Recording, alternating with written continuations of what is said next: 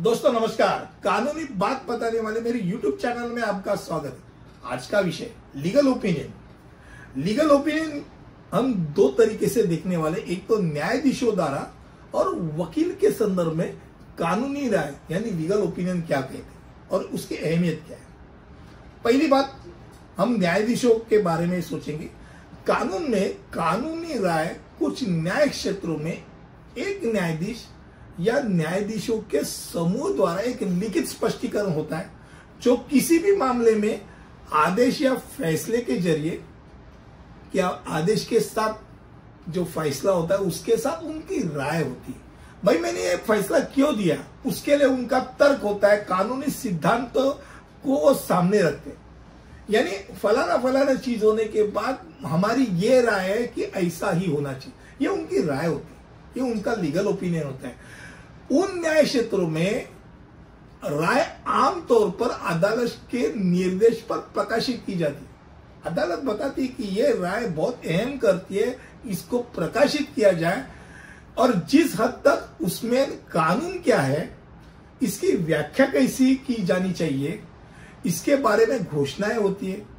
कानूनी मिसाल को वो सुदृढ़ बनाते हैं, सुदृढ़ कर देते हैं, बदलते हैं, स्थापित करते हैं या उलट भी देते हैं। यानी ऐसे बहुत सारे प्रश्न होते हैं जिनमें उल्टे पुल्टे दोनों तरीके से राय आ जाती है और न्यायाधीशों से राय आ जाती है, तो उसका फायदा आमतौर पे वकीलों के लिए बहुत सारा होता है। दोनों जो गट होते हैं आमने सामने खड़े रहने वाले, वो दोनों गट अपने अपने फेवर के जो लीगल ओपिनियन है न्यायाधीशों के, वो दिखाते कि देखो फलाना फलाना केस में ये न्यायाधीश ने ऐसा लीगल ओपिनियन दिया था, उधर से बोलते वो ऐसा दिया था, तो अलग अलग आ जाते हैं। पर यदि कोई अदालत निर्णय लेती है तो एक राय प्रकाशित की जानी चाहिए। वो राय लॉ जर्नल में प्रकाशित होता है, खास करके हाई कोर्ट सुप्रीम कोर्ट की जो कुछ निर्णय आती है वो निर्णय संदर्भ के साथ आती है, उनके कानूनी राय के साथ आती है, और वो आमतौर पे बाकी बहुत साल तक वो राय लोगों को बताने के लिए, कोर्ट में बताने के लिए वकीलों को मदद करती है। अब हम चलेंगे वकीलों की तरफ। अब कानूनी राय यानी लीगल ओपिनियन वकीलों से भी मांगी जाती है। भाई यहां एक वकील है, वो औपचारिक लिखित स्वरूप में दस्तावेज देता है कि भाई विशिष्ट मामले में लेन देन के बारे में कानूनी विश्लेषण उसका क्या है, उसका निष्कर्ष वो प्रदान करता है और एक राय पत्र के रूप में वो दे देता है।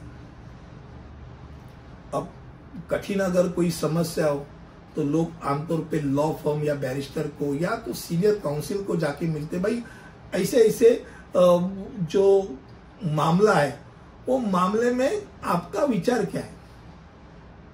एक कठिन चीज है, ये दोनों तरीके से हमको लगता है कि ये बराबर है, आपका क्या कहना है, तो वो भी दे देते हैं, वो लिखित स्वरूप में देते हैं। तो कानूनी राय कौन देता है? तो कानूनी राय एक पेशेवर कानूनी व्यवसाय द्वारा ही दिया जाता है। वो कानूनी स्थिति की एक मौखिक या लिखित वस्तुनिष्ठ व्याख्या करता है, विश्लेषण करता है, जिसका उद्देश्य उस व्यक्ति द्वारा उस पर भरोसा किया जाए, ऐसा वो उसको संबोधित करके देता है। भाई मैंने ये तुमको लीगल ओपिनियन दिया है, भाई उसके ऊपर आप कुछ भी वो जो उसमें लिखा है उस तरीके से आप जा सकते हो। अगर आप जाते हो तो आप निश्चिंत हो, या उसकी जिम्मेदारी मेरी है, उसकी लीगल ओपिनियन है। तो एक बात है, वकीलों को राय देना चाहिए। हाँ भाई, आपका धंधा ही वो है। व्यापार में जैसे अगर सोचा जाए तो वकील के पास व्यापार के लिए क्या होता है, उसका समय और उसकी सलाह। तो धंधा ही वही है, फोकट में दे दो सलाह, ये फोकट का सलाह देता है, और फोकट के सलाह में उसकी जिम्मेदारी नहीं होती। जब पैसा लेता है तो उसकी जिम्मेदारी होती है, और वो जो राय है, वो जो सलाह है, वो ग्राहकों को लिखित स्वरूप में देता है, वो उसका एक कानूनी राय करके माना जाता है। और मुझे लगता है आज कम शब्दों में कानूनी राय ये न्यायाधीशों द्वारा क्या होता है, वकीलों द्वारा क्या होता है, इसके ऊपर हम लोग ने आज मैंने आपके सामने बात रखी। मुझे लगता है कम शब्दों में आपके सामने में ये बात रखी है। अगले वीडियो में ऐसे ही कुछ जाने पहचाने चीज लेके आऊंगा। तब तक के लिए यही रुकता हूं। धन्यवाद।